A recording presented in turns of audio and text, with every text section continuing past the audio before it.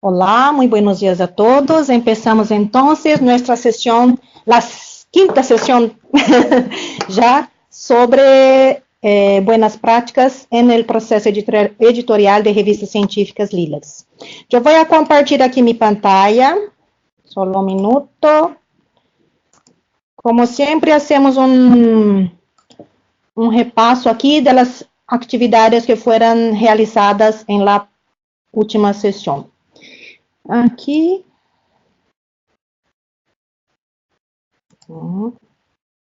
Ahora hay que cambiar aquí la pantalla para Screen 2.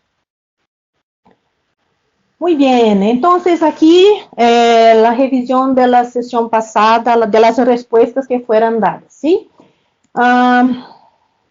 Esta revisión es preparada por Juliana Gonçalves Souza, o Gonçalves Reis, Angélica de Paula y Sueli. Entonces, como un resumen, tuvimos 143 participantes de 17 países. Y aquí la cantidad de países, ¿está bien? Esto todo queda disponible después en el PPT para que ustedes puedan ver con detalles. Sobre la tarea específicamente, entonces, había algunas preguntas y aquí el resumen de resultados.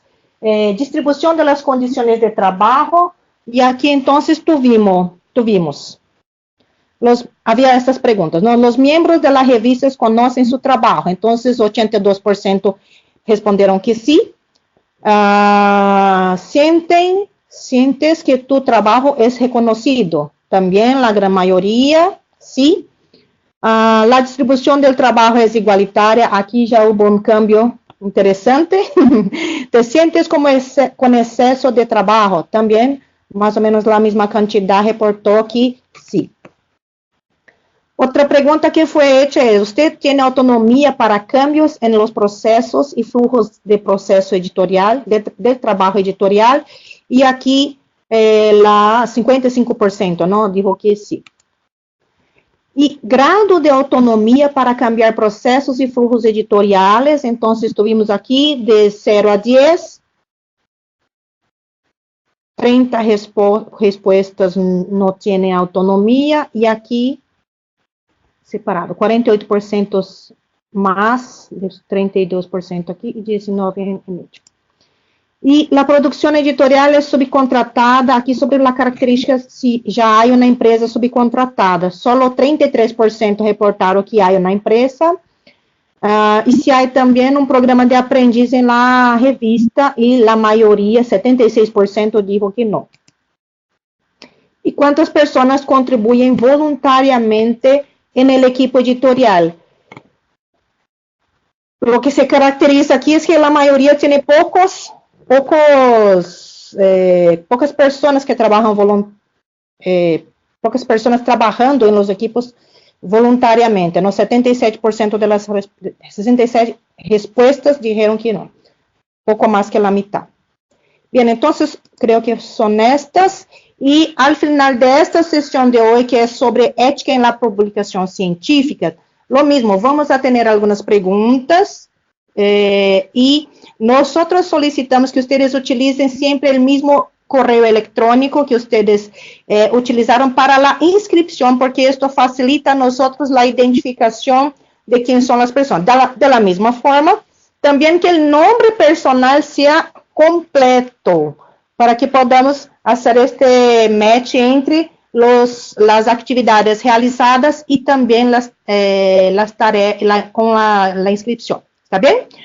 Muy bien, entonces ahora pasamos para la parte importante de la sesión,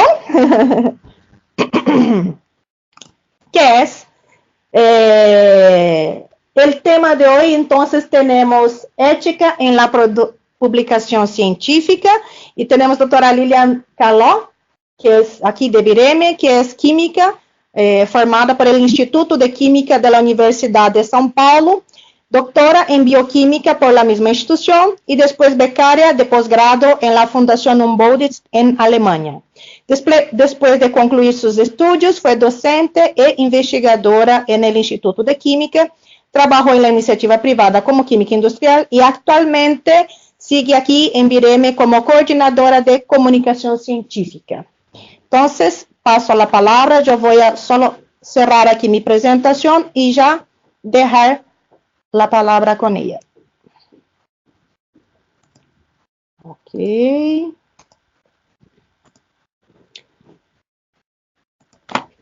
Muchas gracias. Precisa compartilhar aqui. Já está. Não.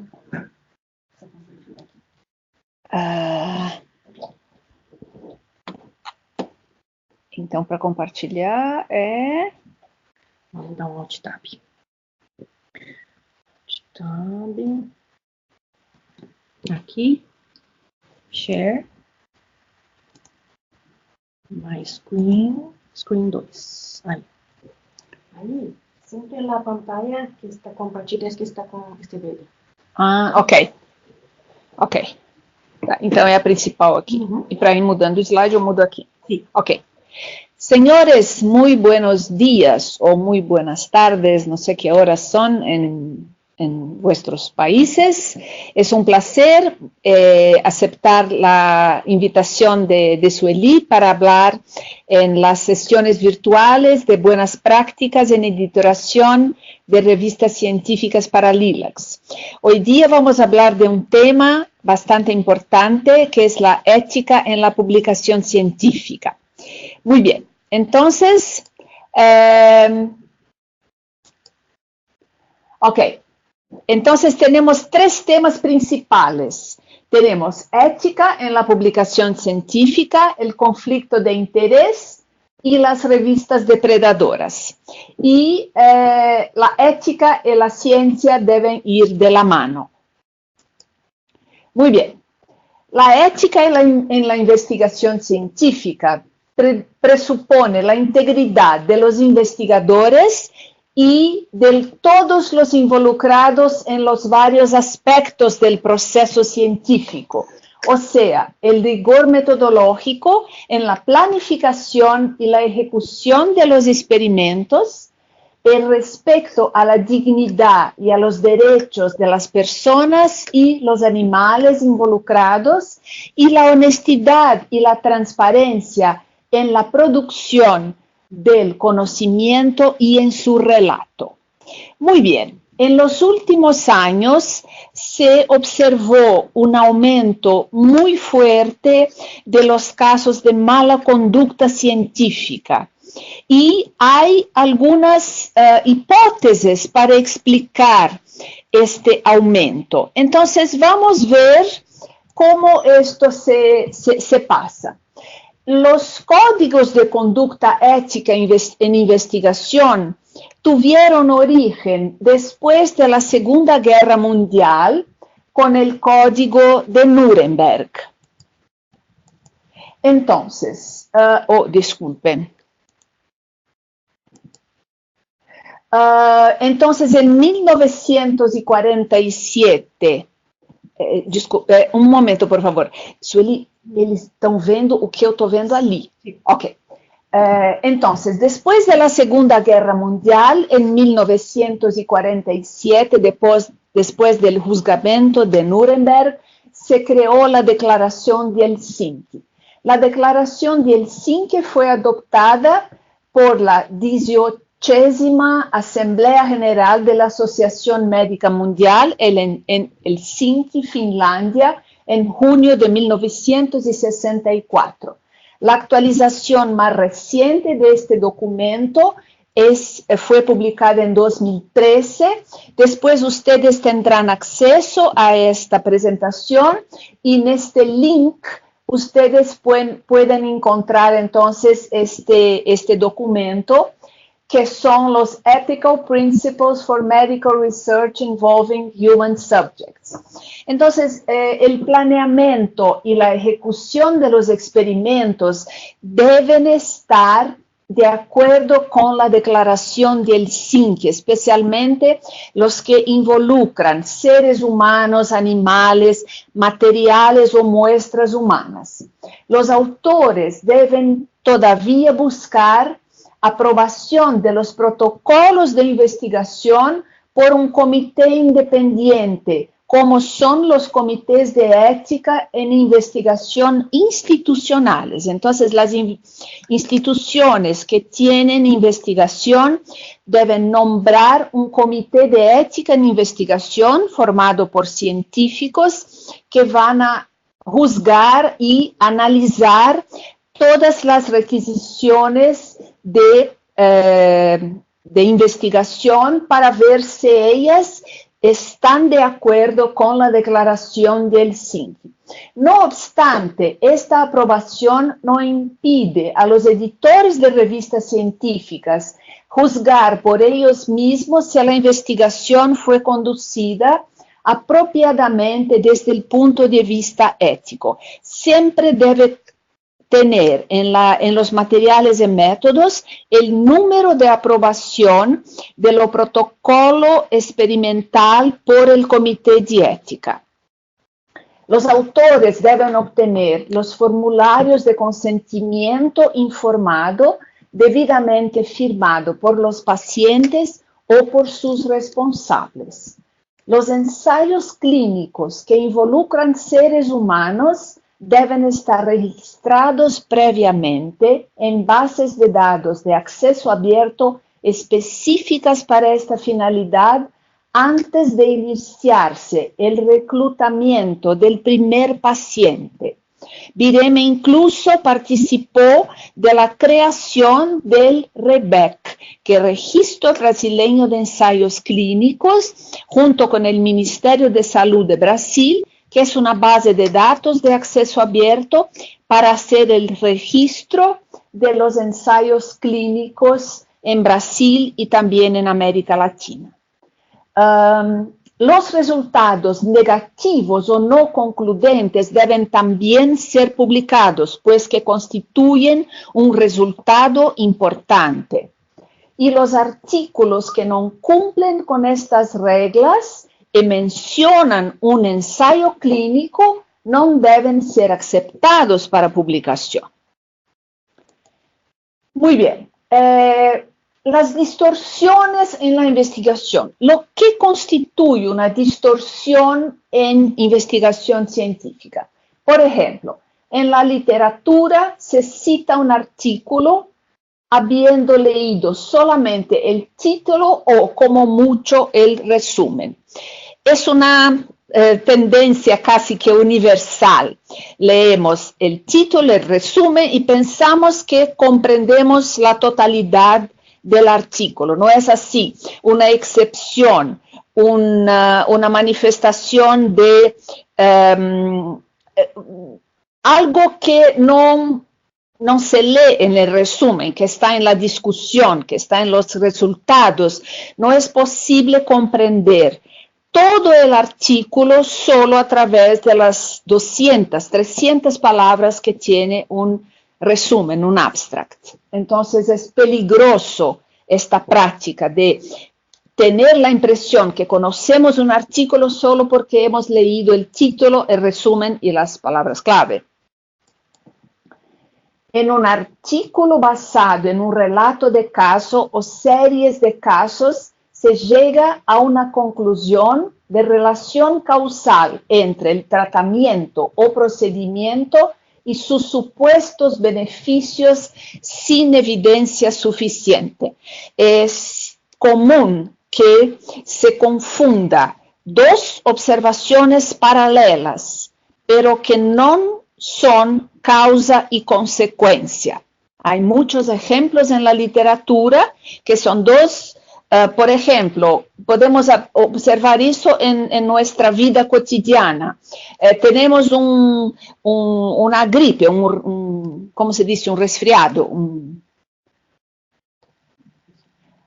Una situación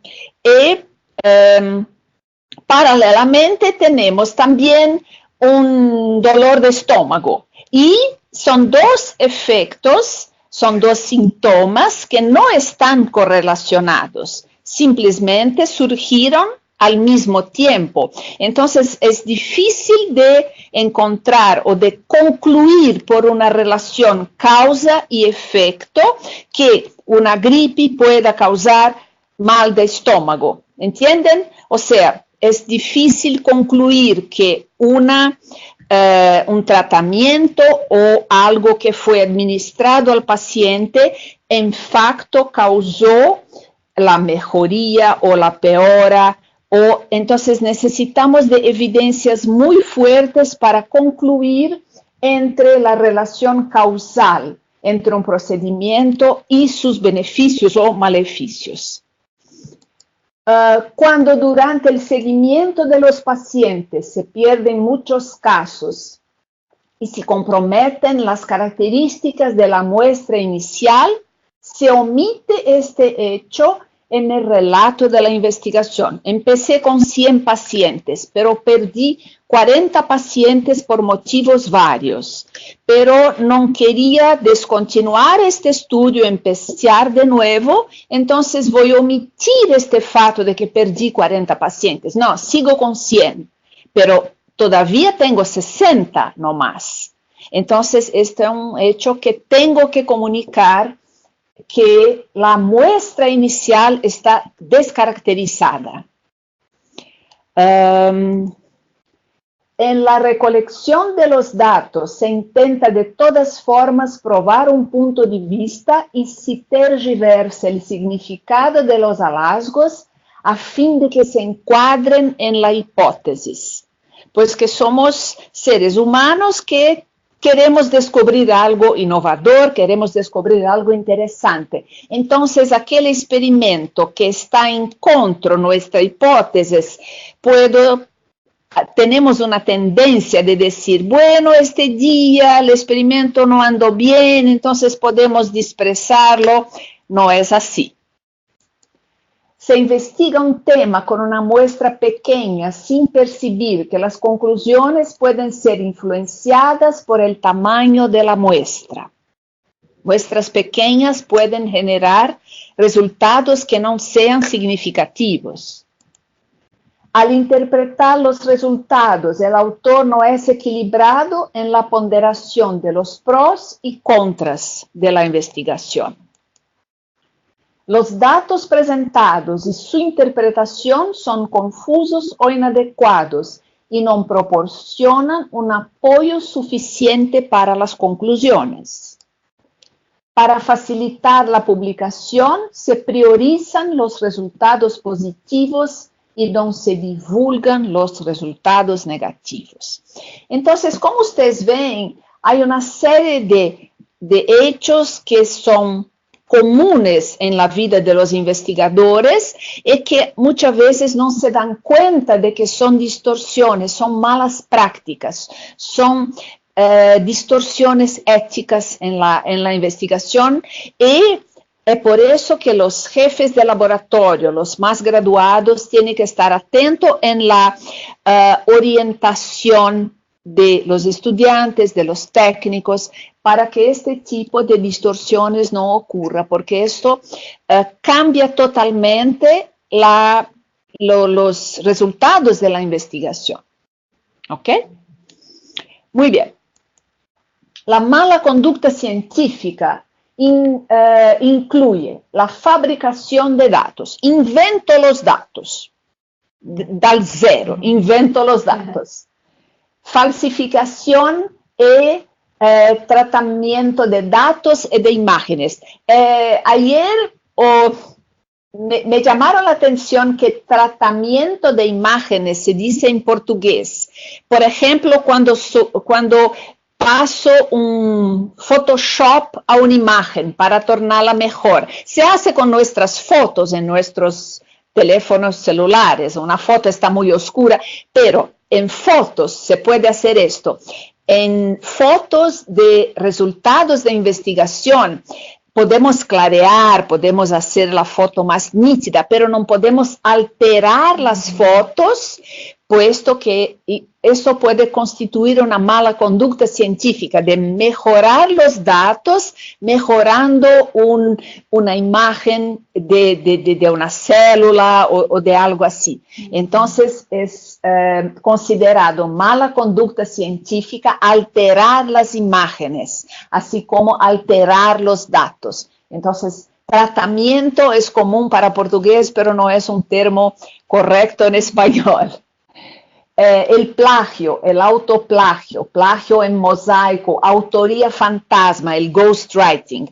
El ghostwriting es cuando el autor utiliza un otro autor profesional para escribir el artículo. En literatura se utiliza un personaje famoso que contrata un escritor para escribir sus memorias, está muy bien, pero en ciencia no, el investigador debe él mismo escribir su artículo. Entonces el ghostwriting es una mala práctica científica. El ocultamiento intencional de conflictos de interés. Los conflictos de interés pueden ser de una variedad de tipos, económicos, científicos. Esto tiene que ser declarado. Minimiza los conflictos de interés cuando son declarados en la primera página del artículo. Si no son declarados, quiere decir es mucho más grave. Por ejemplo, los autores del artículo recibieron fondos de un laboratorio farmacéutico para comparecer a un congreso donde los resultados fueron inicialmente presentados. No hay problema si este hecho es divulgado, pero si se sabe después puede causar un malestar. Entonces, si el editor, los peer reviewers y los lectores de este artículo saben desde el inicio que hubo este financiamiento para presentación por una compañía farmacéutica y deciden que eso está bien, pero tiene que ser divulgado, no puede ser concealed, no puede ser escondido este hecho, ¿ok? La publicación en salami. La publicación en salami ocurre cuando un investigador tiene un conjunto macizo de datos y decide fatiar, como en un salame, sus datos para generar 3 o 4 publicaciones. Entonces, se conoce como salami science. Y la autoría indebida. La autoría indebida es algo muy serio cuando, por ejemplo, el autor es confrontado con la inclusión de autores que no participaron del proceso de investigación o de redacción del artículo, como jefes de departamento, directores de instituciones, se llama de autoría regalada, o sea, se regala una autoría en un artículo a alguien que no sabe lo que se pasó con la investigación, el artículo, pero es algo también un poco peligroso para quien ingresa en esta forma, pues que no conoce cómo el artículo fue escrito, cómo la investigación fue hecha, si se trata de un artículo que puede contener errores o mala conducta. Entonces, es una firma en blanco. Es peligroso también, pero es mala conducta, ¿ok? Tanto la inclusión como la exclusión, excluir un autor que participó del proceso de la redacción final porque hubo unas discusiones o cualquier otro motivo, también es mala conducta.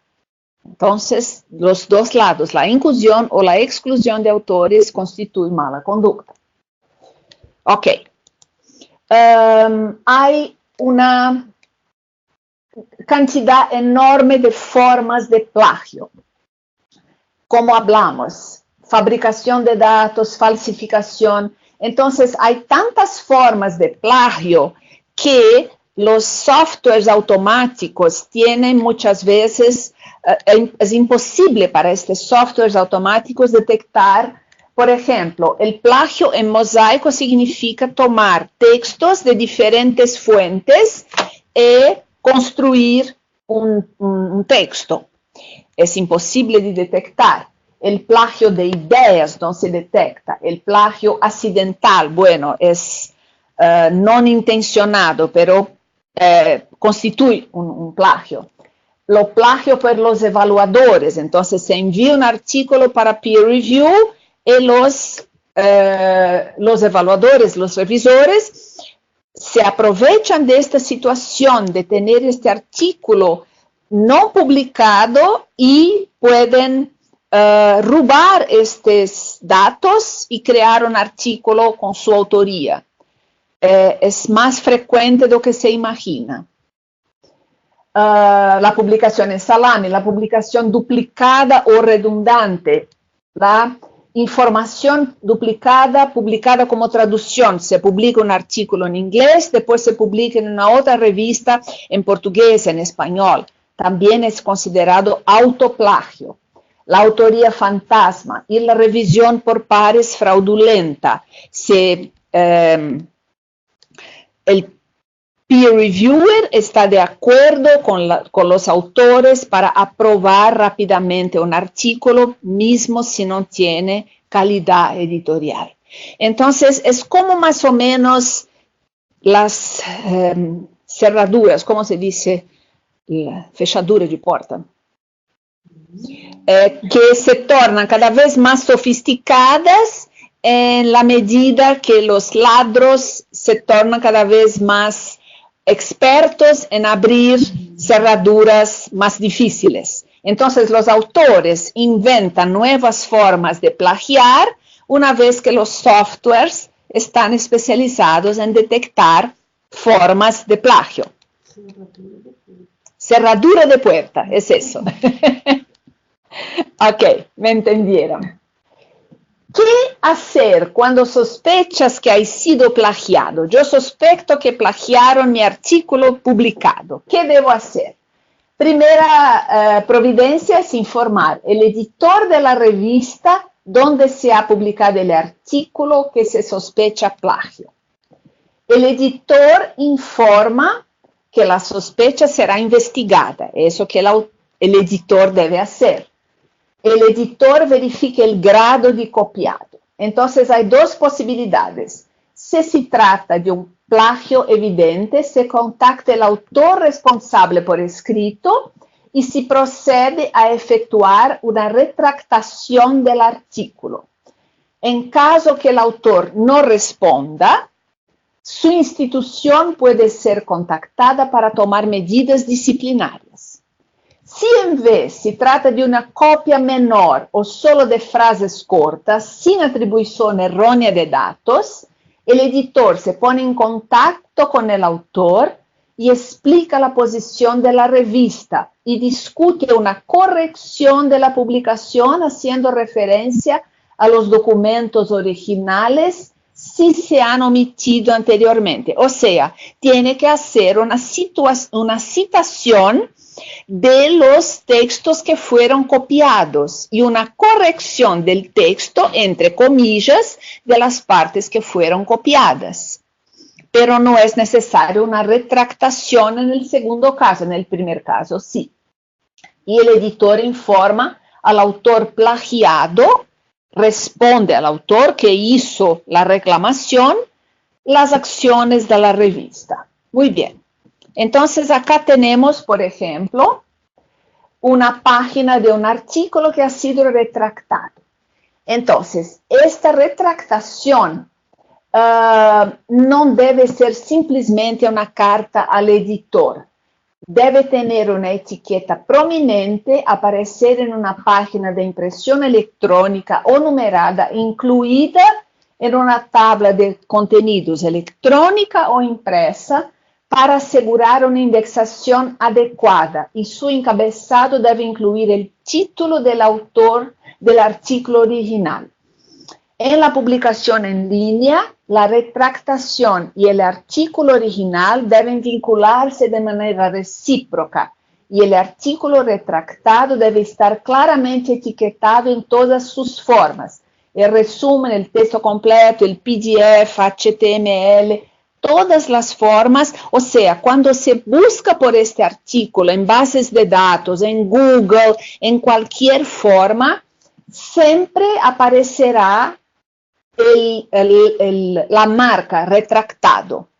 El artículo retractado non deve, copiado con cualquier mala conducta, non deve ser retirado de la base de datos. Al contrario, debe permanecer para que todos sepan que este artículo tuvo un problema. El problema está justificado, porque si el artículo desaparece, no se hace registro de esta mala conducta. Muchas veces los autores buscan a nosotros en Vireme, a la coordinación del ILAX, para decir, exijo que se retire este. No, no podemos retirar, al contrario, tenemos que mantener para mostrar que hubo una retractación. Hay guías para publicación de retractaciones en Cielo, en Wiley y el International Committee of Medical Journal Editors. Hay cómo detectar el plagio por métodos automatizados. Hay softwares pagos y gratuitos. Hay este ejemplo que se ve en la pantalla, uno de los más utilizados, que es el Authenticate, que dice que para que un artículo sea considerado un plagio de un otro, tiene que tener más que 30% de similaridad entre los dos. ¿Ok? Pero estos softwares no detectan plagio en mosaico, plagio de ideas, el plagio traducido y la presentación duplicada en dos revistas. ¿Ok? Muy bien. Acá podemos ver en este gráfico el aumento de los números de casos de mala conducta científica. Entonces, en azul tenemos errores y en naranja los errores debido a fraude y a otros tipos de mala conducta. Entonces, estos números en 1997, todas las retractaciones, 62, en 2015 eran 946, como 15 veces. Y las retractaciones debidas a fraude en 97 eran 29, ahora son 411. Entonces hubo un aumento muy fuerte del número de mala conducta científica desde 97 hasta 20 años. Entonces, ¿por qué esto? Hay algunas teorías que intentan explicar. Unos dicen que el estímulo excesivo a la producción científica, que se llama de productivismo científico, y la valorización de los índices de impacto. Entonces, hoy día no es necesario todavía publicar, tiene que ser citado. ¿Cuál es su índice H? ¿Cuál es el factor de impacto de la revista donde publicó? Que esta conducta del publish or perish, publicar o perecer, es responsable por este aumento. Los autores se sienten presionados por publicar, por números, por índices que acaban recorriendo a prácticas antiéticas para alcanzar estos estándares que son muy altos. Y lo que se publica tiene mayor o menor valor según el vehículo en que se publique. Entonces, hoy día las personas buscan, necesito publicar en una revista de factor de impacto 2 o 3, que en nuestro caso de Brasil hay el Qualiscapes, que es un sistema de puntaje también. Entonces las personas no buscan saber si la revista es buena, si tiene un buen comité editorial, son números que cuentan todo el tiempo. Para eso surgió en 2015 más o menos, 2012.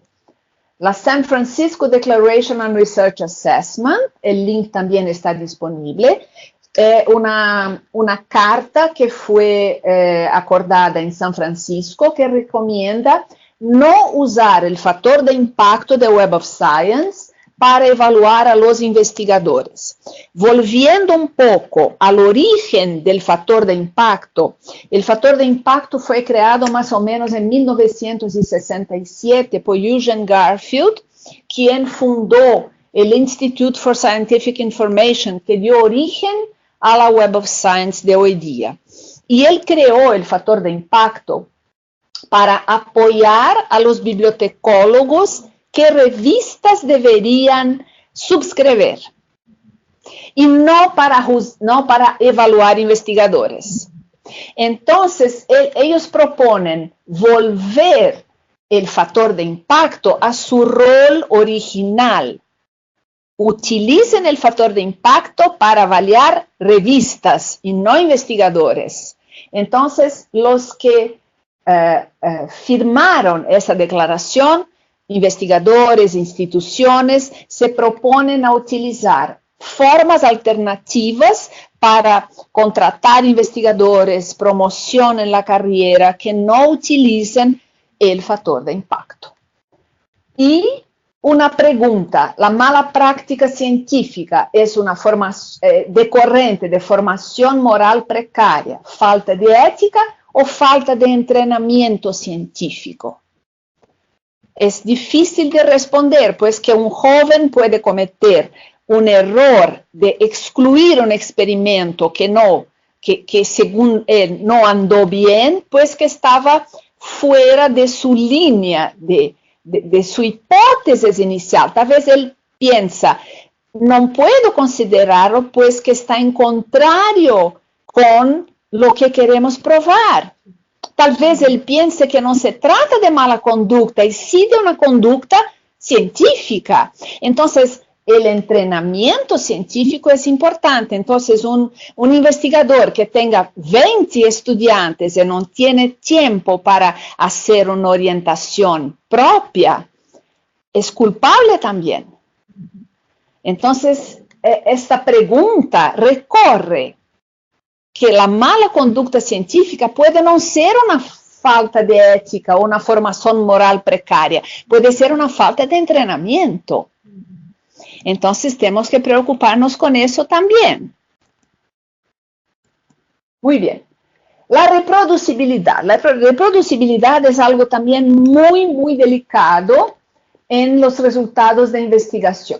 Cuando se compara con el plagio, es más fácil detectar el plagio, entonces se subestima la falta de reproducibilidad. Pero también ella creció 10 veces de 74 a 2014.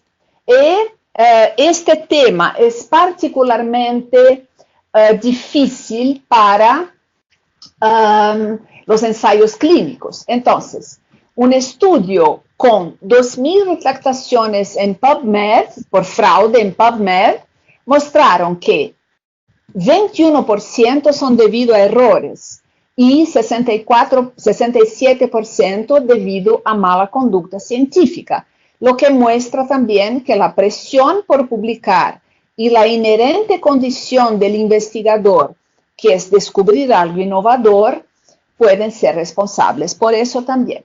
Pero algo para pensar.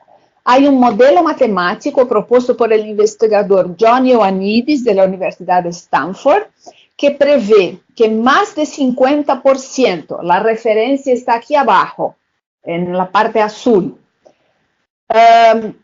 más de 50% de los resultados de investigación es falsa, y que cuanto menor la muestra y menos rigurosos el análisis de los resultados y testes de significancia estadística, mayor es la posibilidad de error.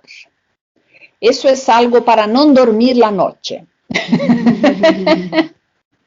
Algo que tenemos que pensar. Miren estos ejemplos. La reproducibilidad en ensayos clínicos es algo muy caro para las industrias farmacéuticas. El desarrollo de nuevos medicamentos tiene origen en la investigación clínica, en la investigación científica. Bayer y Amgen son dos gigantes de la industria farmacéutica y llegaron a la conclusión que de 60 a 90% de los estudios no son reproducibles. Desde fármacos prometedores hasta fármacos factibles, hay costos muy altos involucrados. Entonces, un estudio de Bayer con 67 fármacos potenciales resultó 65% de inconsistencia, 21% de confirmación, 11% de confirmación parcial y 3% de los estudios fueron hechos en la compañía, entonces son reproducibles. Un estudio semejante con Amgen descubrió que apenas 11% de 53 artículos en oncología clínica fueron reproducibles. La solución, de nuevo, es necesario un cambio de actitud de la comunidad científica para producir resultados más fidedignos. Es el caso, por ejemplo, de los antibióticos. Todos saben que la resistencia a los antimicrobianos es un tema de salud pública, es un tema que preocupa a la Organización Mundial de la Salud. Muy bien, los laboratorios farmacéuticos no tienen más interés a desarrollar nuevos antibióticos, pues que el tiempo entre lanzar un nuevo antibiótico, toda la investigación y desarrollo que es necesario para encontrar un nuevo antibiótico, todos los recursos empleados, no son económicamente interesantes, pues que el plazo de venta del antibiótico hasta que se torne que las bacterias se tornen resistentes, es cada vez más corto. Entonces, es peligroso para nosotros porque si ellos no desarrollan nuevos antibióticos y la resistencia antimicrobiana aumenta, ¿qué hacemos? Entonces, es un caso típico de se preocupar con la reproducibilidad. Muy bien. Ok. Acá tenemos el conflicto de interés que yo hablaba. Entonces, existe un conflicto de interés cuando el juicio profesional sobre un interés primario, como el bienestar de los pacientes o la validez de la investigación, puede verse influido por un interés secundario, como el interés financiero. Las percepciones de conflicto de intereses son tan importantes como los conflictos de intereses reales. Entonces, para evitar, es mejor divulgar todo al inicio.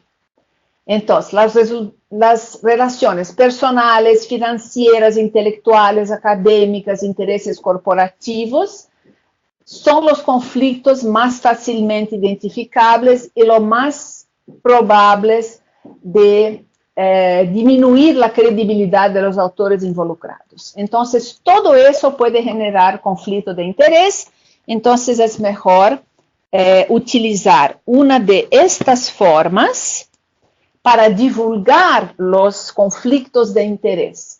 Hay revistas que utilizan formularios muy completos para que todos los autores deben firmar. Si hay un conflicto de interés, debe ser divulgado. Y hay revistas que simplesmente dicen, declaro no tener conflicto de interés. Hay varias formas que las revistas utilizan, pero alguna forma de conflicto de interés, de declaración de conflicto de interés, tiene que ser utilizada por las publicaciones.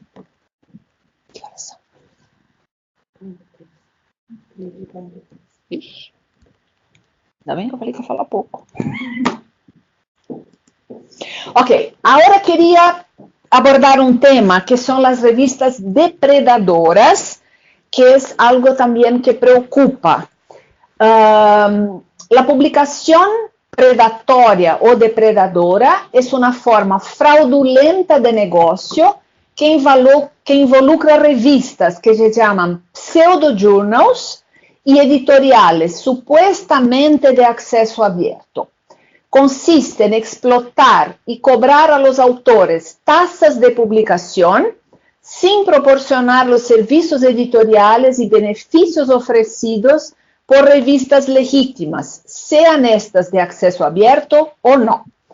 Actualmente hay una tendencia de utilizar el término deceptive journals o revistas depredadoras para designar a estas revistas. Yo pienso que una forma muy pictórica para designar las revistas son Lobo en piel de ovejas, pues que parecen revistas serias, parecen revistas científicas, parecen revistas de acceso abierto, pero no son revistas, son simplemente una trampa, algo para ganar plata de los autores. ¿Cómo funcionan?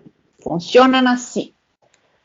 Las revistas depredadoras, entonces, son un sitio web muy bonito que se monta por un adolescente de 15 años, si quiere, puede hacer una página web muy bonita con una revista depredadora.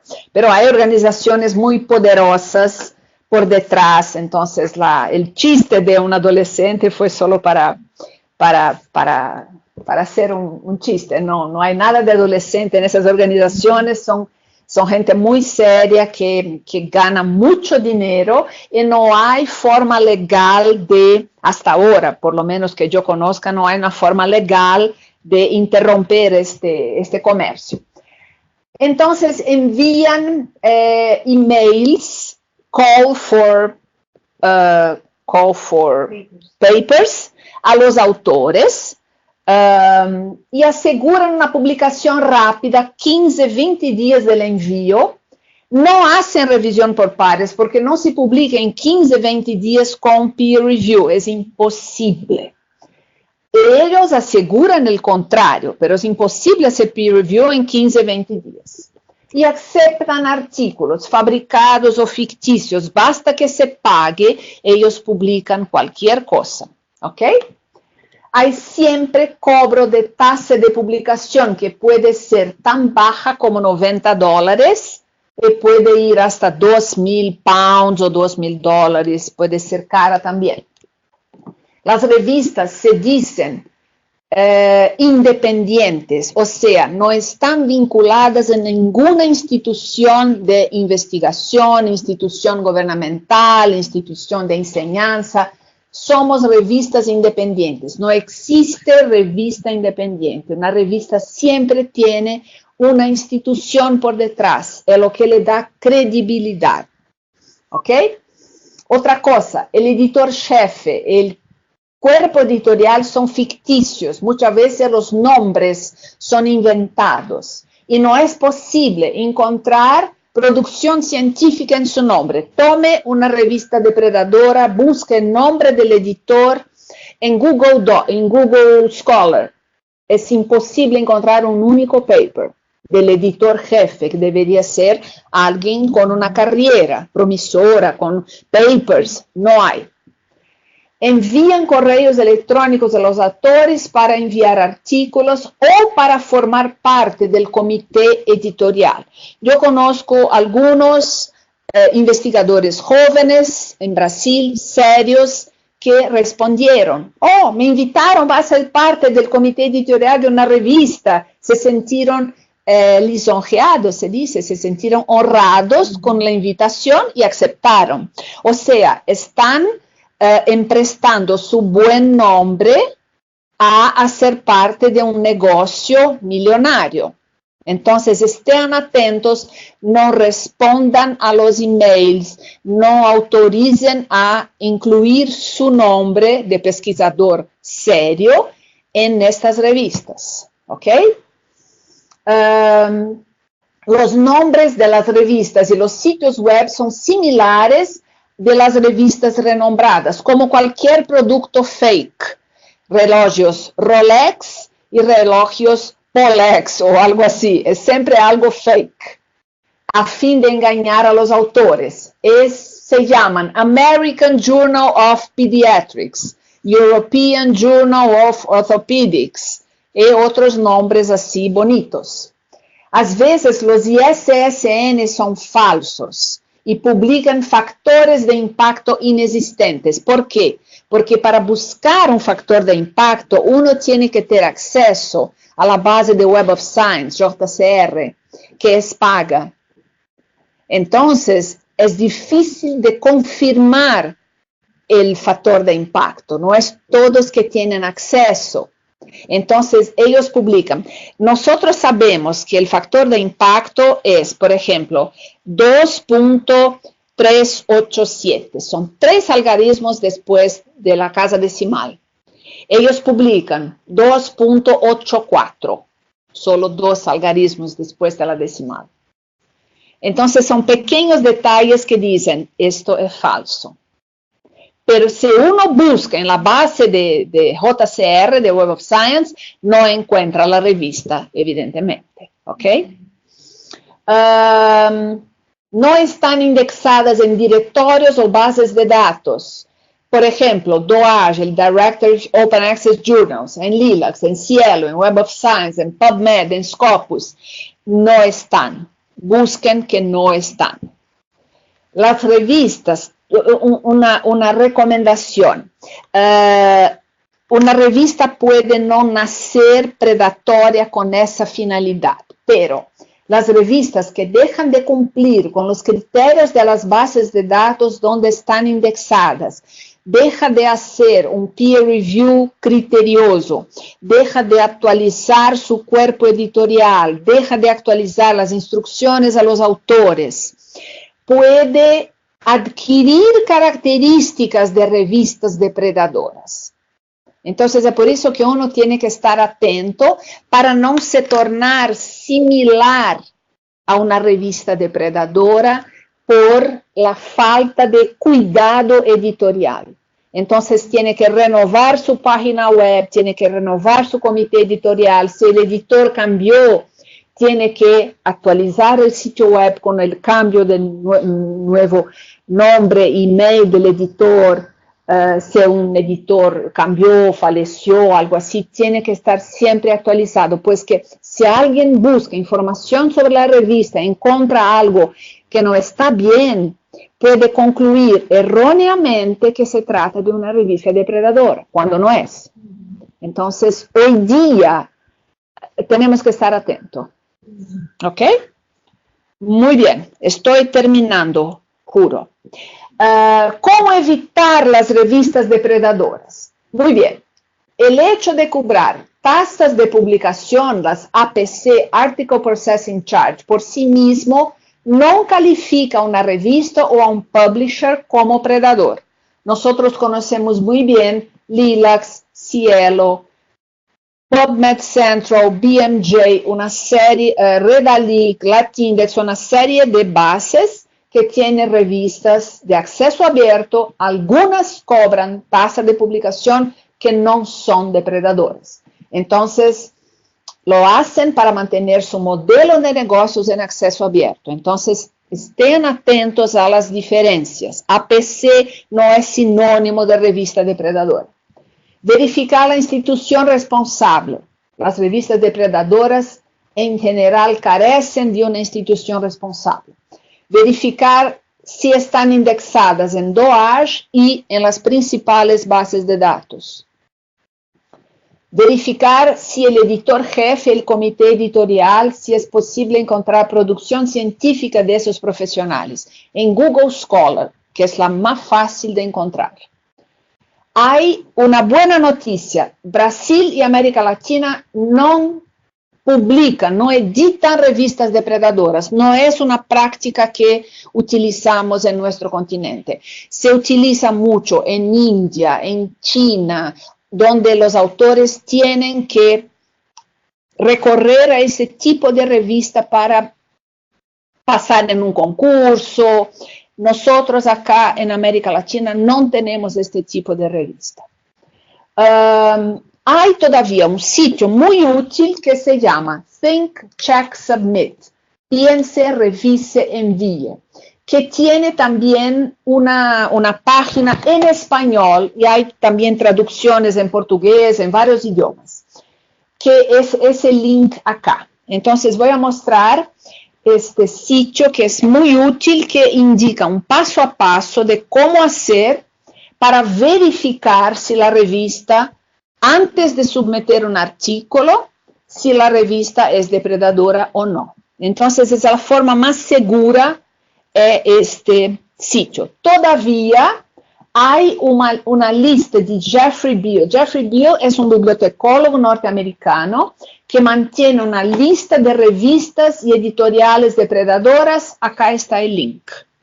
Se vocês querem consultar, é interessante para ver, por exemplo, que aparência tiene a lista e os links também, são todos hiperlinks, para ver que aparência e que tipo de sítio que tiene uma revista ou uma coleção de revistas depredadoras para conhecerlas bem.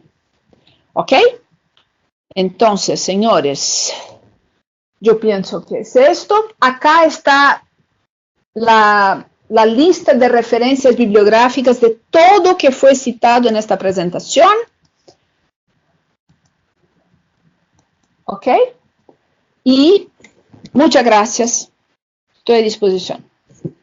Muchas gracias, Lilian. Muy importante este contenido que has hablado hoy. Creo que nosotros aprendemos mucho contigo. Muchas gracias por Gracias. Eso. Bien, entonces vamos a pasar ahora para la sesión de preguntas. Vi que hay algunas ya. Déjame ver aquí. Yo voy a pasar del principio al final, ¿está bien? Okay. Porque durante la sesión tuvimos algunas preguntas. Entonces, a todos que están aquí en línea, tenemos 114 conexiones en línea. Ahora, solo de participantes, sin contar a nosotros dos aquí, de esas dos conexiones. Y yo voy entonces a hacer un repaso y pido a ustedes todos que envíen las preguntas por chat. Déjame ver aquí. Si yo no hiciera tu pregunta, por favor, escriba nuevamente aquí, en el chat, ¿está bien?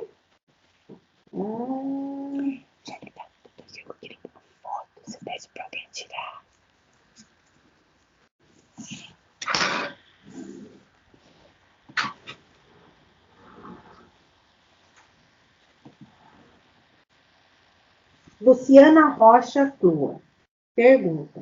Voy a intentar hacer en español. Es en portugués, pero puede contestar en portugués o español.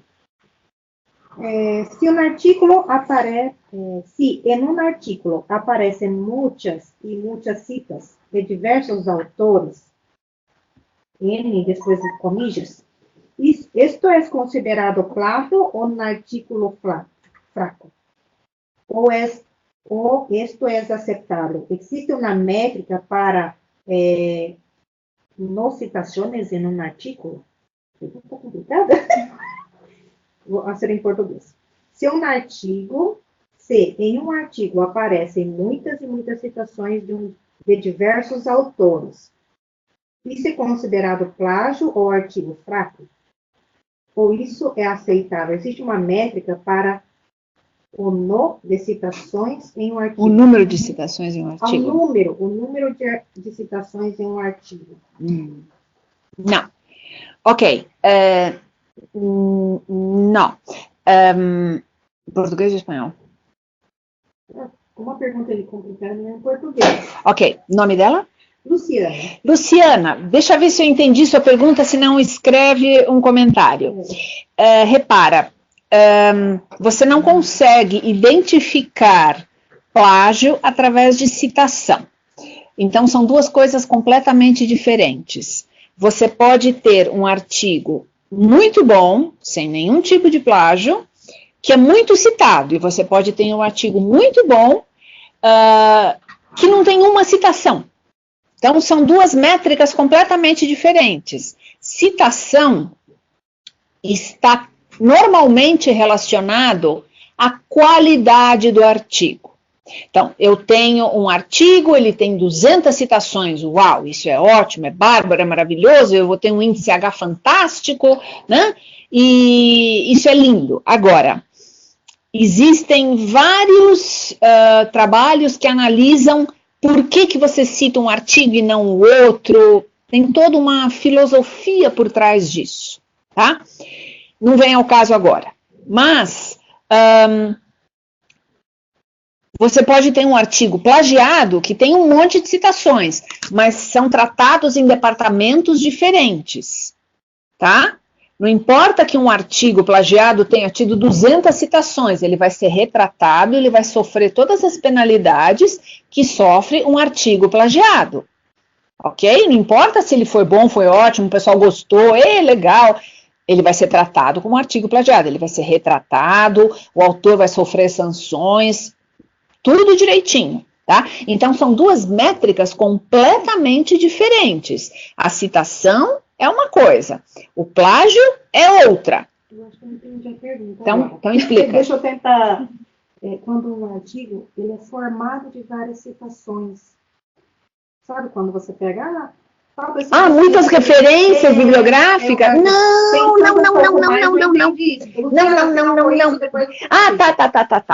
Tá. Então vamos lá. Primeiro. Se fosse assim... não. O autor não tem uma... Não tem nada. Se fosse assim, os artigos de revisão estariam perdidos, porque num artigo de revisão, você pode ter 100, 150 referências, aí não vou chamar de citação, vou chamar de referência bibliográfica. Você pode ter um artigo de revisão com 100, 150 referências bibliográficas, e é o que tem mesmo. Tá? O fato de você citar muitas referências no teu trabalho, isso não quer dizer que você não tem opinião própria, ou que você não tem relação nenhuma uma coisa com a outra. Muito pelo contrário, quando você plagia, você não cita, você copia, copy and paste. Então, ao contrário, falta citação, falta referência bibliográfica no artigo plagiado. Você simplesmente gostou do texto, copiou, colocou, e você deveria ter colocado a referência de onde, se você gostou de um texto, você cita, entre aspas, com o texto deslocado para a direita, e você coloca a referência, como afirmou o autor tal, e você coloca entre aspas. Essa é a forma correta de você colocar um texto que você quer referenciar. Mas, ao contrário, o plágio, ele não faz isso, ele coloca o texto como se fosse dele. É apropriação indébita. Então, aí, é o contrário, está faltando referência bibliográfica e não sobrando. Mas não se preocupe com o fato de que você citou referências, muitas referências, porque você pode...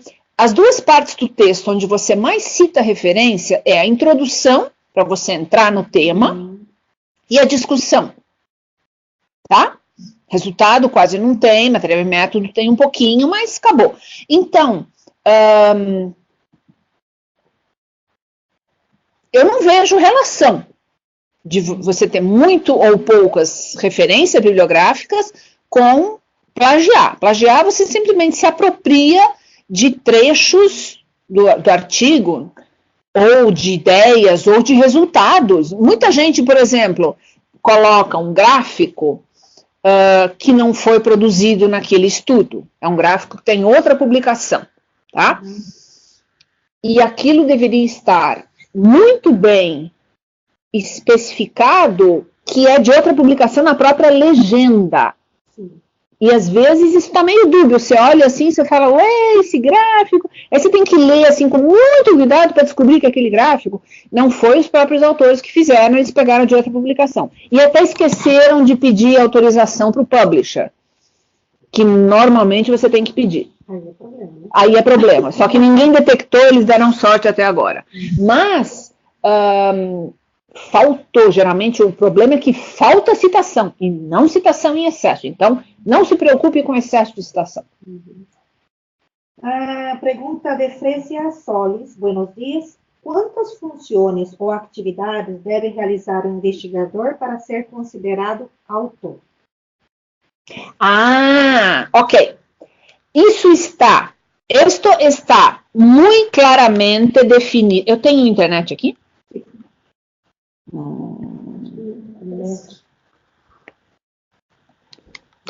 esto está muy claramente definido en el sitio de International Committee of Medical Journal Editors. ¿Aquí?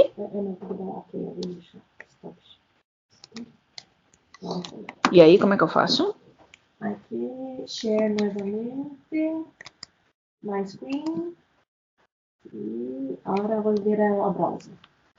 Aqui. Isso. E aqui? Ok. Vou mostrar. Há quatro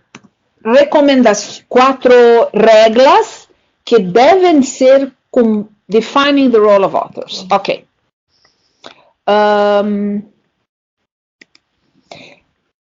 Estou compartilhando? Não. Estou. Aqui estão as quatro condições, segundo o International Committee of Medical Journal Editors, para ser considerado um autor. Contribuição substancial al concepto o diseño del trabajo, o aquisición, análisis e interpretación de los datos, y escrita del trabajo o revisión crítica con importante contenido intelectual, y aprobación final de la versión a ser publicada, y estar de acuerdo a ser considerado responsable por todos los aspectos del trabajo, asegurando que las cuestiones relacionadas con la precisión e integridad de cada parte del artículo sean apropiadamente investigadas y resolvidas.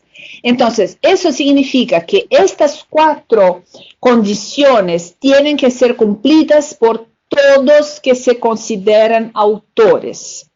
O sea, el resumen dice que si fuera detectado un error después de la publicación del artículo, o una mala práctica científica, o un error honesto después de la publicación, cada autor, y no solo el autor correspondiente, tiene que estar en grado de responder a preguntas o dudas del editor o de cualquier otra persona sobre los contenidos de este artículo. Si usted está en grado de cumplir con estas cuatro reglas, con esas cuatro condiciones, tiene que ser considerado autor. ¿Respondí su pregunta? Sí. Hay una página dentro de del International Committee que sea aquí, Translations. Y hay traducciones que son revisadas, entonces hay acá en español. La última traducción fue hecha en 2016 y hay todas las recomendaciones del ICMJE en español. Es solo bajar el PDF. ¿Ok? Sí, gracias. Dara Higueros, me parece una pregunta parecida con de Luciana, pero buenos días. Tengo una pregunta respecto al plagio en mosaico. Si se toman varias ideas y al final se citan las fuentes, ¿esto también es plagio? Si se citan las fuentes no es plagio. Pero si este conjunto de ideas hace sentido en tu texto final, juzgará los revisores y el editor de la revista. Si el conjunto hace sentido, si llegaste a un texto coherente, ¿ok? Otra pregunta de Dara Higueros. En cuanto a las revistas depredadoras, a mi correo institucional me llegan invitaciones de estas revistas. Es un comentario solo. No responde, no dice que no quiero más recibir correo, no hace nada, deleta y no más. Preguntas. Juana Mendoza, señora de Bolivia. Hola, ¿es antiético publicar en una revista donde soy parte del comité editorial? No se pasar por el peer review normal. Javier González Argote, quisiera que se aclarara que en México y otros países latinoamericanos sí existen revistas depredadoras. No sabía. Él está preguntando o está afirmando? Quisiera que se aclarara que en México y otros países latinoamericanos sí existen. ¿Está afirmando que sí? Sí, es una afirmación. Quisiera que se aclarara que en México y otros países latinoamericanos sí existen revistas depredadoras. Ok, entonces estén atentos porque el último estudio que vi, creo que era 2017, tenía poquísimas. Entonces están aumentando, la gente está haciendo... es un buen negocio, pero para la ciencia es un pésimo negocio. De Javier González Argote. Sí, lo que nosotros comentamos aquí no procede, después comenta aquí también en el chat, ¿está bien? Porque lo que entendí es que es una afirmación. Jacqueline Alger. Jacqueline. Gracias, Lilian, por su presentación informativa y útil. La capacitación en integridad científica fortalece la ética de la publicación. ¿Puede comentar? La capacitación en integridad científica fortalece la ética de la publicación. ¿Puede comentar? Sí, porque como hablábamos que es parte de la formación tanto científica como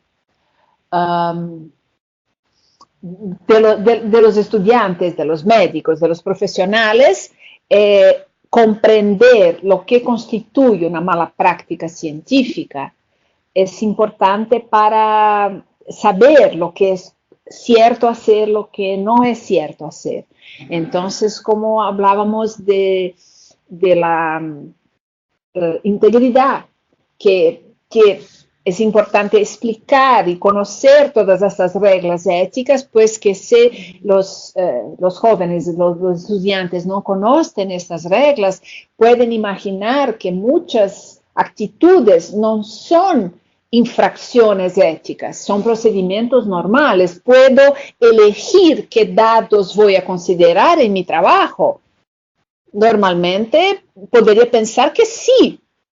Es facultado a mí elegir, quiero este dato, este no, este sí. Entonces tenemos que orientar a los más jóvenes sobre nuestra responsabilidad, lo que es cierto, lo que no es cierto hacer, pues que si no, no sabemos. Es cierto publicar en una revista depredadora, es cierto excluir autores, incluir autores que no han participado, que no siguieron los 4 criterios.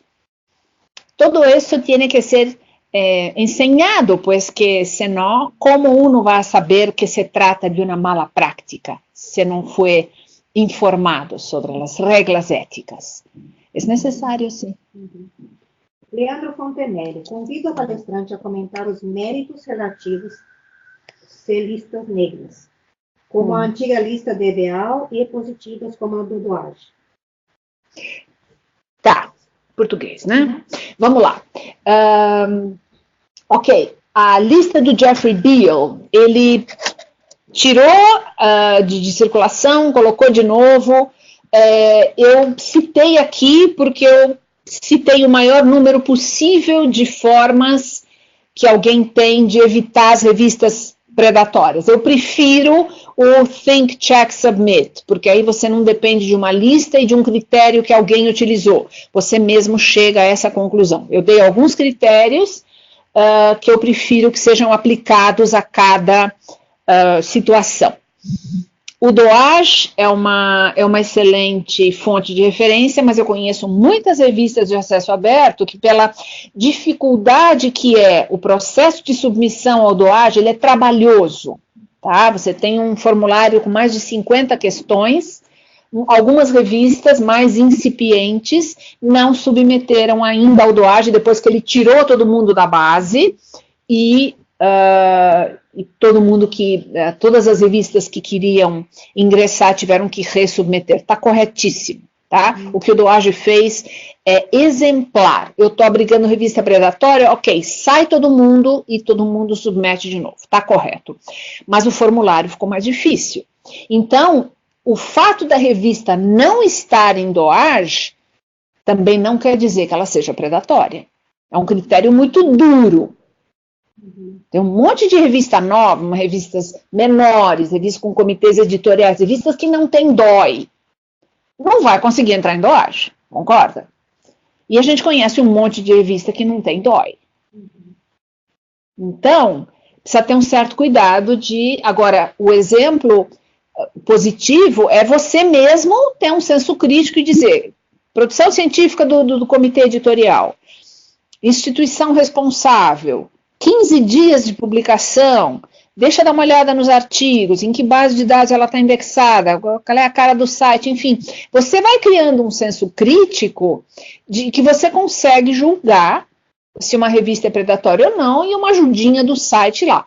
Lista do Jeffrey Beall, eu também não gosto, mas eu sou obrigada a informar, porque eu tenho que deixar para os leitores escolher um modo. Tem gente que prefere uma lista pronta. Então, eu sou obrigada a informar o maior número possível de fontes de informação para a pessoa evitar.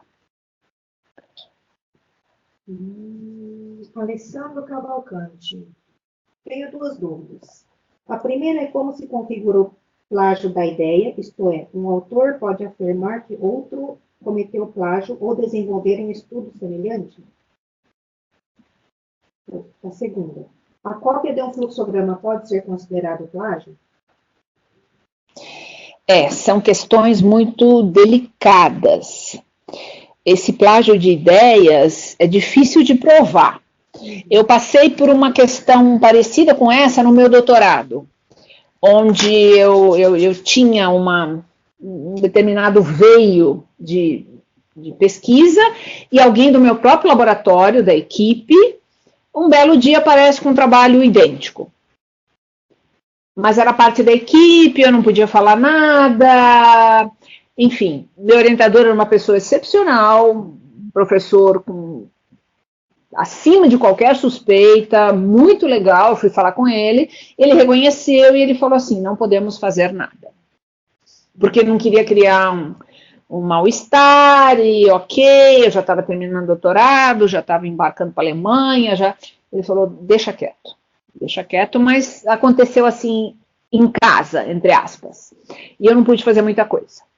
Então, tem casos e casos, tem casos que você não consegue provar, pode ser que você mande o teu artigo para uma revista e o parecerista, o peer reviewer, daqui a 2 meses aparece com um negócio muito parecido com o seu. Mas aí ele pode dizer que teve a mesma ideia que a sua, pode dizer que viu em outro lugar, que ele sonhou com o negócio. Vai ser muito difícil provar. Aconteceu de você ter 2 pesquisadores desenvolvendo o mesmo tipo de trabalho simultaneamente e um publicar uma semana antes do outro. Então, é complicado provar isso. O fluxograma... sem dúvida, qualquer tipo de material você pode dizer que está plagiado. Se for idêntico, você denuncia, vai para a revista, retrata XYZ. Claro, se ele pegou o teu fluxograma e publicou igualzinho, você tem como mostrar. Está aqui, eu publiquei antes, está aqui, ele publicou igualzinho no fluxograma. Retrata. Se o fluxograma for uma parte importante da pesquisa, você entende? Retrata, dá para provar. A ideia já é mais difícil provar, mas o fluxograma sim. Comentário de Osvanis OQE. Resulta muito interessante que nos mostre ferramentas para editores e autores que nos permitam evitar questões tipo éticas e legais. Además que pessoas inescrupulosas se aproveitam de investigadores confiados e ou necessitados. Esse é um comentário.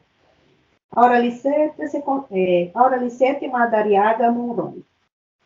¿Se considera plagio presentar parte de los resultados de un artículo en un póster de congreso? No, no. La presentación de resultados parciales de la investigación en congresos, en reuniones, no es considerado plagio. Es un curso normal de la investigación. Se presentan los resultados en un congreso, son discutidos, las discusiones sirven para aprimorar, para dar otro direccionamiento, no es considerado plagio. No es considerado plagio si se publica, por ejemplo, un artículo en formato de preprint. Los preprints son repositorios donde se publican los artículos completos, finales, y después, para las revistas que aceptan, se puede publicar lo mismo artículo en una revista convencional. ¿Okay? Hay repositorios de preprints. El primer repositorio de preprints se creó en el área de física, astronomía, ciencias de la computación, que es Archive, se escribe Archive. Y después, eso en 1990 y algo.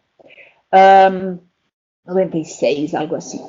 En 2013 se creó el BioArchive, que tiene muchos preprints y a la mayor parte de las revistas acepta que se publique la primera versión del artículo en preprint y después la versión definitiva en cualquier revista.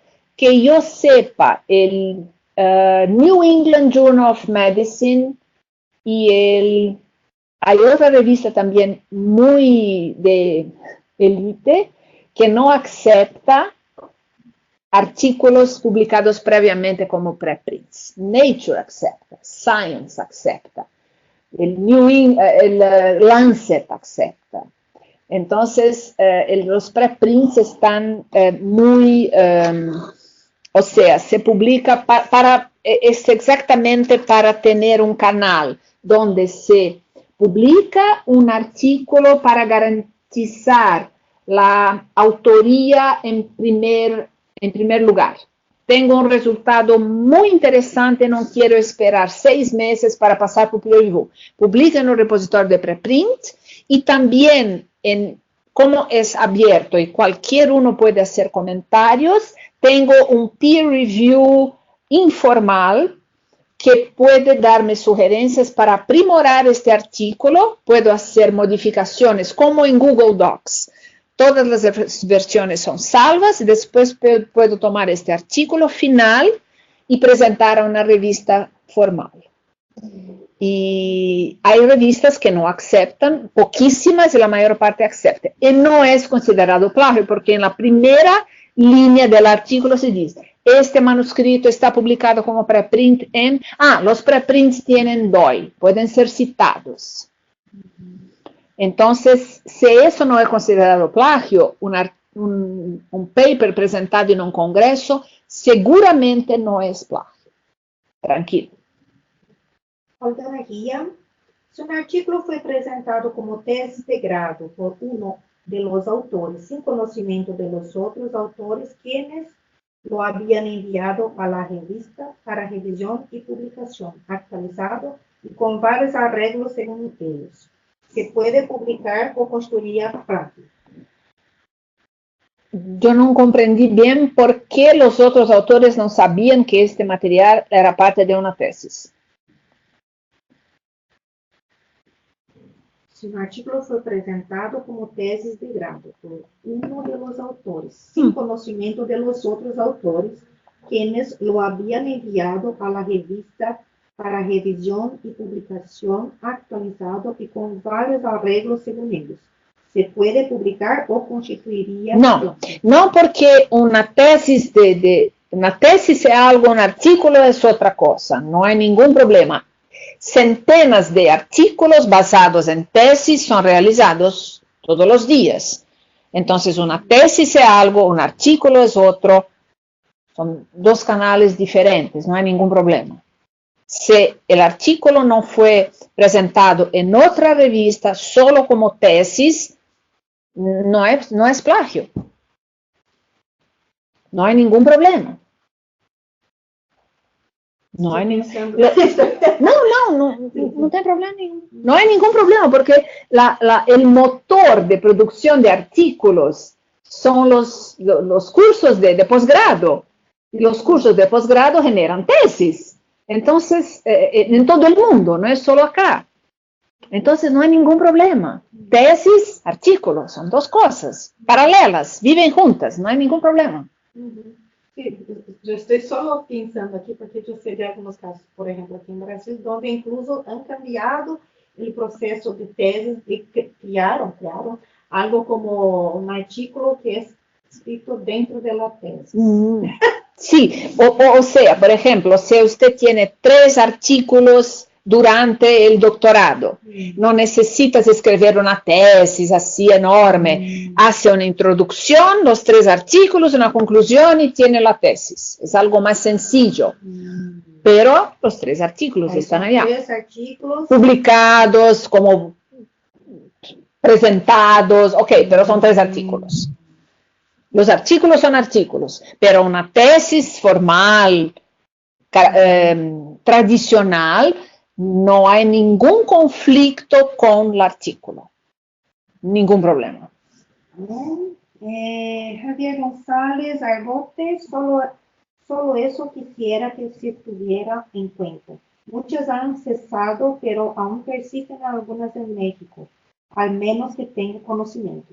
Sobre la afirmación de que en México había, no solo México, pero otros países. Entonces es un comentario. Es un negocio de China, ¿no? Una continuación de este comentario de Javier González Argotes, mi pregunta sobre el tema es si podría la OPS o Vireme proyectarse sobre eso o emitir un comunicado sobre el tema. Gonzalo? Javier, es difícil.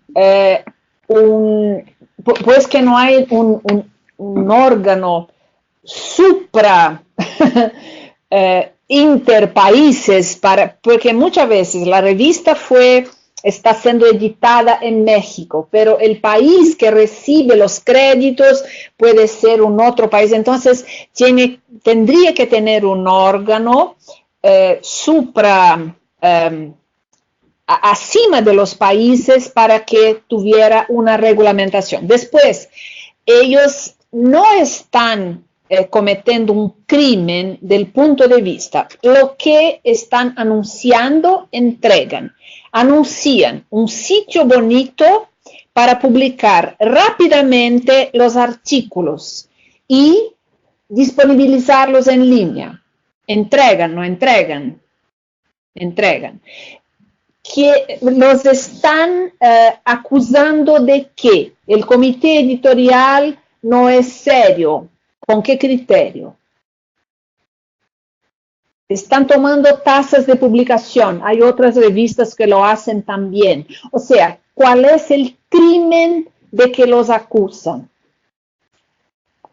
Difícil. No hay escuelas de mala calidad que toman plata de los alumnos, facultades de mala calidad que toman plata de los estudiantes. Entonces, hay revistas de mala calidad que toman plata de los autores. Es muy difícil acusarlos de un crimen, de mala ciencia. Ok, pero es muy difícil y es algo muy lucrativo, muy lucrativo. Entonces será, en mi opinión, no sé, no soy abogada, pero creo que es dificilísimo de cohibir este tipo de comercio. Es algo ilegal, con tantas cosas ilegales que piratas, falsificadas que se venden en el mundo. Difícil. Pedro Ortega, ¿se puede a través de las referencias bibliográficas detectar el plagio? No.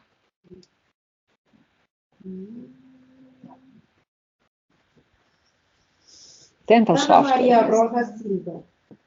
Se un artículo enviado al comité editorial contiene plagio y este se da cuenta antes de su publicación, ¿qué medidas o acciones debería tomar el comité editorial y en sí la revista? Si un artículo es enviado al comité editorial contiene plagio. ¿Y se dan cuenta? Se dan cuenta. Sí, rechaza, avisa al autor y dice, su artículo, además de estar malo, tiene plagio. No, no vamos a publicar, acabó.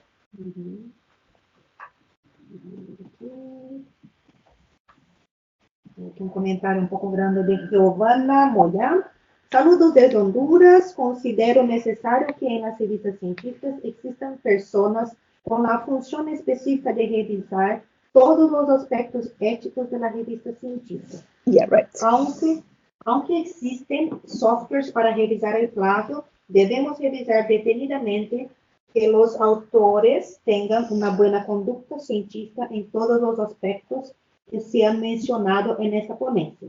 Aunque los trabajos ya tienen un visto bueno de los comités de ética de investigación, esto no nos asegura que los autores, al momento de redactar su trabajo para publicación, no cometan faltas éticas.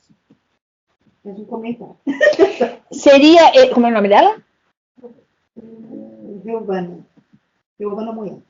Giovanna, sería fantástico tu propuesta, pero es tal vez inviable por, no sé, por costos, por plazos, porque revisar todos estos aspectos éticos tomaría mucho tiempo y nosotros sabemos que el tiempo tomado por el proceso de peer review, que muchas veces va de 6 meses hasta 1 año o más, es todavía muy largo y las revistas quieren disminuir este tiempo para asegurar una publicación más ágil. Entonces, para eso hicieron la publicación continua, no esperar terminar un volumen con 10 artículos, entonces la publicación continua, un único volumen anual para disminuir la velocidad de publicación entre presentar y publicar. Entonces, estos plazos están todavía muy largos. Si introducimos más burocracia, más verificación, no creo que los autores serán muy felices con esto. Entonces, existe algo que se llama la autorregulación de la ciencia. Entonces, si hay algo que no está bien, el artículo se publica, pero los científicos se dan cuenta que ese artículo está mal. Y entonces será penalizado antes o después. Puede ser que sea publicado, pero no será citado, no será leído.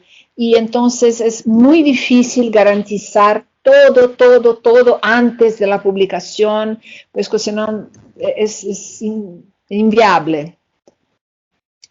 Gustavo Telo. Parabéns, ótima palestra. Eu sou editor-chefe da revista Odontologia, que é uma instituição acadêmica, Universidade Central do Equador. Creio que utilizou o tradutor.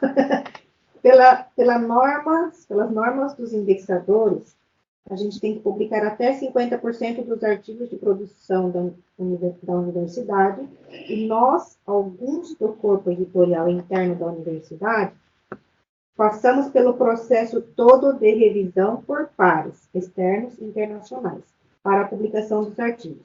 Tem até alguma quantidade máxima de artigos publicados, e alguns que pertencem ao corpo editorial interno, por número de revistas. Tem até alguma quantidade máxima de artigos publicados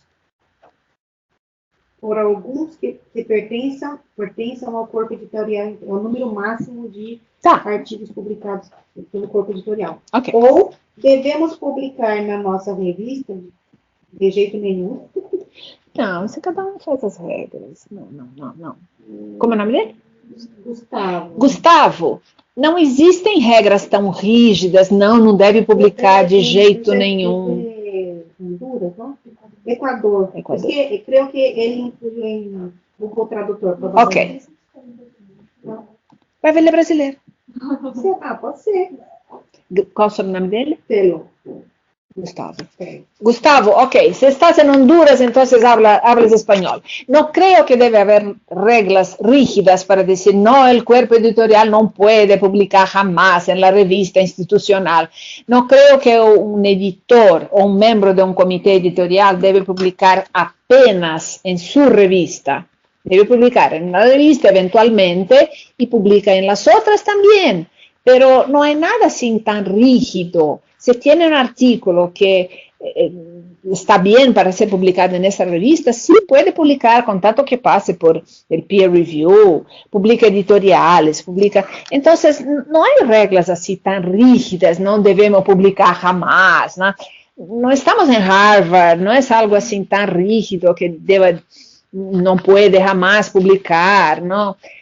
Está tranquilo, se publican artículos que tienen una contribución para la comunidad de dentistas, de odontólogos en su país, está muy bien, publica, no hay ningún problema cuanto a eso. La calidad de los artículos, de la información científica que pretende compartir es más importante. Entonces, no se preocupe con eso. Jacqueline Albert. Quiero compartir una situación en la que tengo dificultad en dimensionar los aspectos éticos de investigación e integridad científica. Hay autores que no estuvieron involucrados en el manejo de un caso clínico ya que se encuentran en otro país. ¿Qué pasa cuando estos autores forman parte del equipo de autores de un caso clínico? Usualmente su papel es porque tienen experiencia escribiendo artículos científicos, pero no tienen la experiencia en el campo de la patología que está presentando y solo conoce el caso por lo que le comparten los otros coautores que sí tienen acceso al caso, a sus documentos, expediente clínico, resultado de laboratorio. Usualmente estos coautores son estudiantes y tienen menor experiencia, tanto clínico como en escribir un artículo. Yo particularmente no me sentiría cómoda en publicar sobre un caso en otro país sobre el cual no tengo información primaria. Sin embargo, es realmente solo elección personal o incluye aspectos éticos. Yo creo que estás describiendo, Jacqueline, un caso de ghostwriting. Si estos autores del otro país que no entienden del caso clínico, pero son buenos en escribir artículos, funcionan como un ghostwriter. Entonces fueron como autores contratados para escribir el artículo. Son un caso de ghostwriting. Entonces tal vez eso debería ser enderezado al comité editorial de la revista con una discusión de este caso. Se trata de ghostwriting. ¿Se acepta o no? Es citar las 4 reglas del ICMJE para decir, mira, todos los autores tienen que estar de acuerdo con las 4 condiciones para ser autor. Hay autores, los autores número tal y tal, que solo cumplen una regla, han escrito la publicación, pero no cumplen las demás. Entonces, basarse sobre las 4 reglas del ICMJE. Ahora, Lisette Madariaga Mongol. ¿Cuántas referencias debe tener un artículo de revisión para poder ser acepto para publicación? Generalmente algo como 100, 150, un artículo de revisión. Catherine Juliette Roer. Pero mira, el número de referencias no es lo que determina si un artículo de revisión será aceptado para publicación, sí o no. Es solo un número promedio que artículos de revisión tienen, pero no es eso que determina. Catherine Juliette Roer. El parafraseo mi profesor de investigación lo considera plagio, a pesar de que se cite la página del autor. ¿Hay alguna manera de poder parafrasear sin ser plagio? Citando la fuente.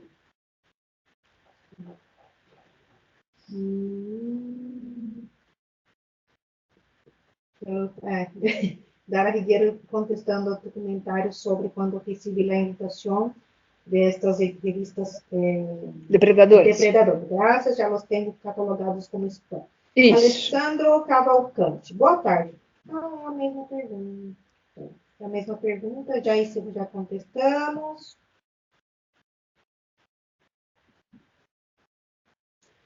Iosbanis Roque Herrera. Actualmente, el correo electrónico de los investigadores que publican en revistas reconocidas en bases científicas importantes es bombardeado por ofertas constantes de este tipo de editorial fantasma o fraudulenta. La profesora hace observaciones muy interesantes al respecto. Es un comentario.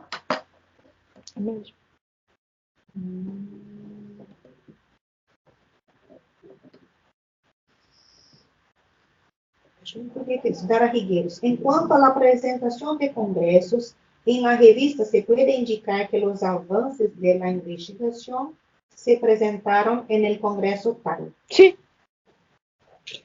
Outro comentário aqui, Luciana Rocha Tua. Só para comentar, é comum na computação existir o contrário. Uma tese pode ser uma junção de vários artigos. Isso.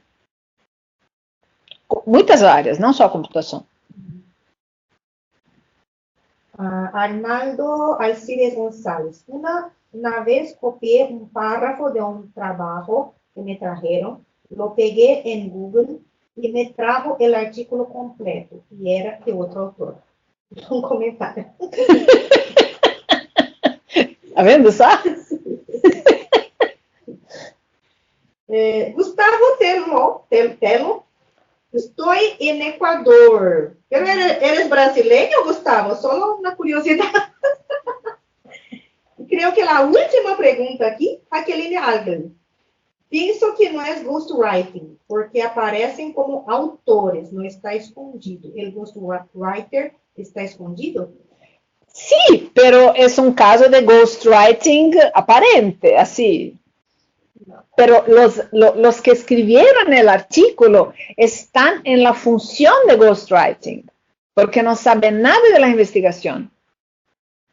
Es solo un comentario, no sé. Es algo difícil, pero... Sí. Agora Gustavo está comentando. No, sou peruano. Tá vendo? Fiz doutorado na FIO-USP, por isso eu falo bem português. Ok, então tá sim, todo mundo em casa. Muy bien. Nosotros hicimos todas las preguntas que estaban aquí en el chat y agradecemos muchísimo a Lilian As ordens.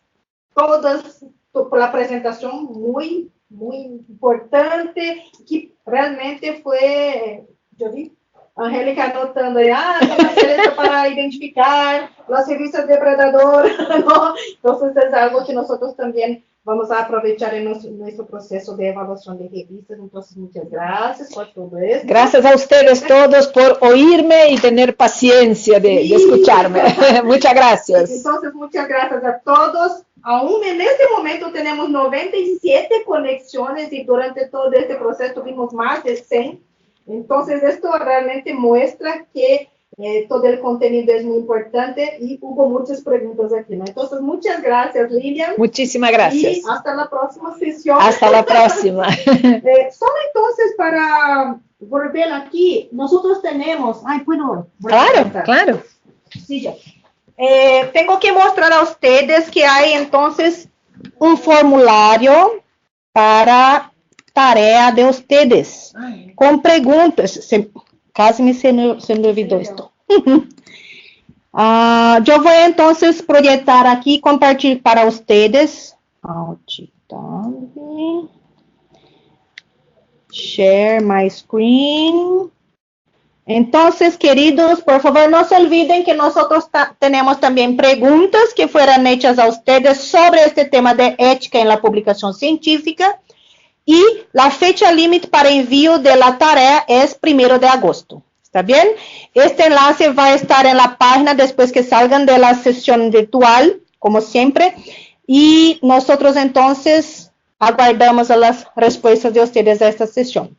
Muchas gracias a todos y hasta el próximo mes. Vamos a tener Ernesto Spinac con el tema de peer review.